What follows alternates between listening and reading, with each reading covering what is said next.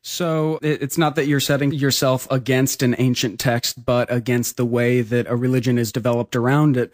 You're talking about basically different views of Jesus, right? There's a version of Jesus that the liberation theologians use to advance the cause of the poor in the third world, but there's also this pro-capitalist Jesus of Protestant America.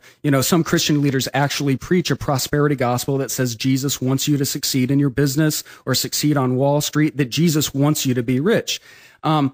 Just as there are these kind of many faces of Jesus, right? Depending on what your own views, depending on what they are, there are also many Darwins. And you've suggested that your naturalistic ethics is taking into account the Darwinian worldview. But there's the Darwin of the eugenics movement, the Darwin that was used to justify notions of pure race and how we should weed out undesirable elements for the gene pool.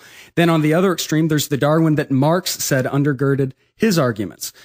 So before we get into the specifics of your ethical positions, tell me what makes you so sure that your version of Darwin that's informing your ethics is the right Darwin.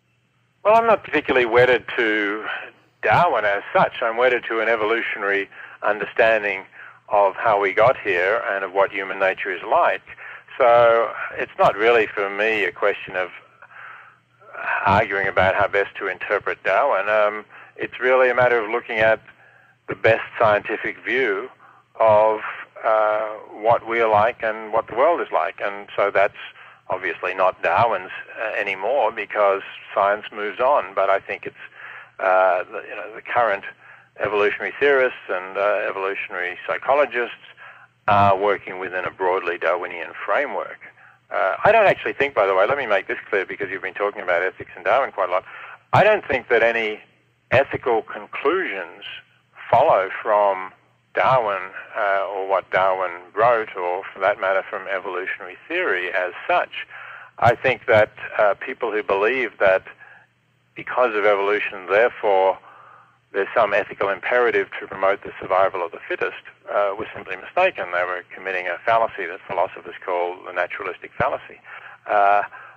In that sense, there's a difference between facts and values, and Darwinian theory is at the level of facts. It's describing what the universe is like, and it doesn't tell us what we ought to do. But I do think that in trying to work out what we ought to do, it obviously helps to have a sound understanding of what we're like, what human nature is capable of. And that's where I think a Darwinian understanding is helpful to going about trying to work out what is an ethic that will actually suit human beings. I want to get into a few of the big ethical questions you've addressed throughout your career. First, let's talk about end-of-life issues, euthanasia, physician-assisted suicide. In Portland, there's a law that's been on the books for about 10 years that permits physicians to help terminally ill and suffering patients to kill themselves. It might just be a coincidence, but I note that the highest rate of unbelief in the U.S. is in the Pacific Northwest, in the area where Portland is. Do you think that in a completely secular society, it necessarily follows that we're going to be much more willing to support suicide and euthanasia? In a sense, this kind of proves the point of the religious right when they say that secularism and atheism will necessarily lead to a devaluing of human life. You're actually kind of arguing that we should value human life a little less than we have traditionally.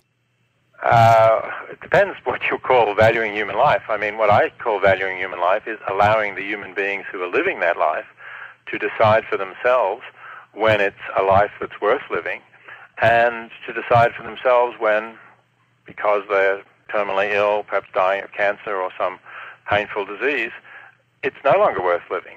So I would say we allow the individuals to put their own value on life when they're obviously mentally competent and thinking calmly and taking some time to make that decision.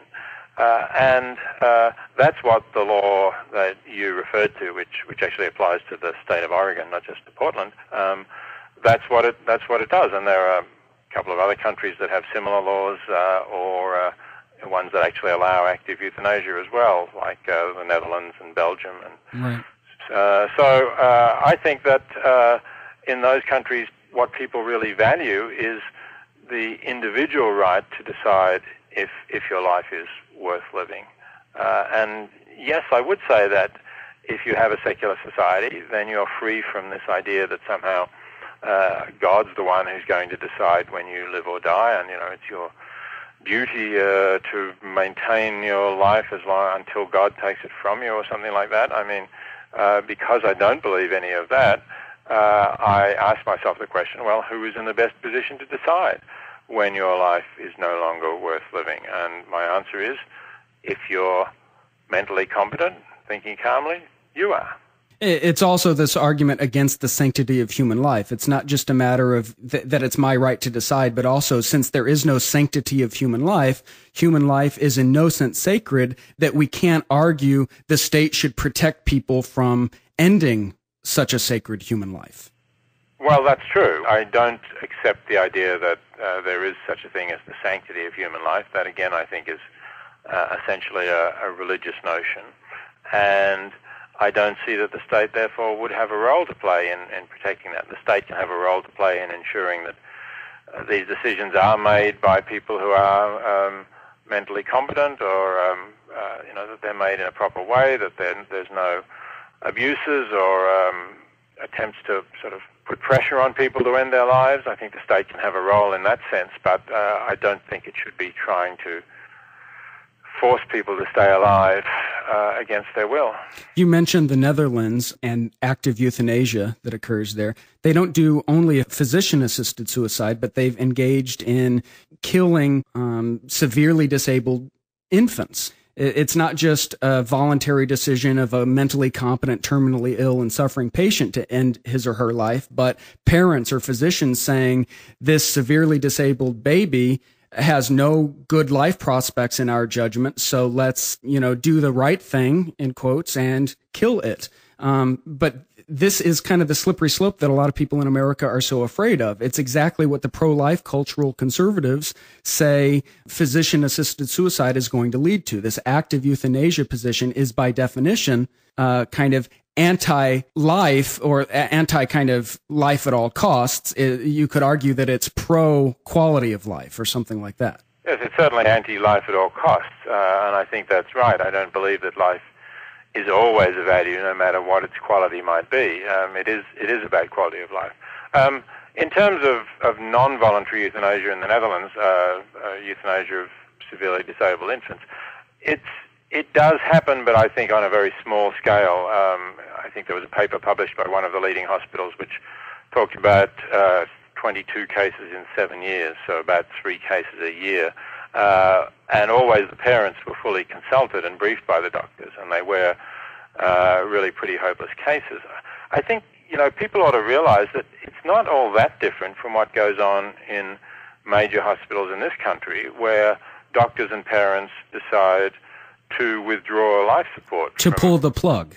Yeah, to pull the plug, exactly. And that happens, and nobody really, or very few people, seem to object to that. I haven't seen protests outside hospitals that acknowledge that they do that.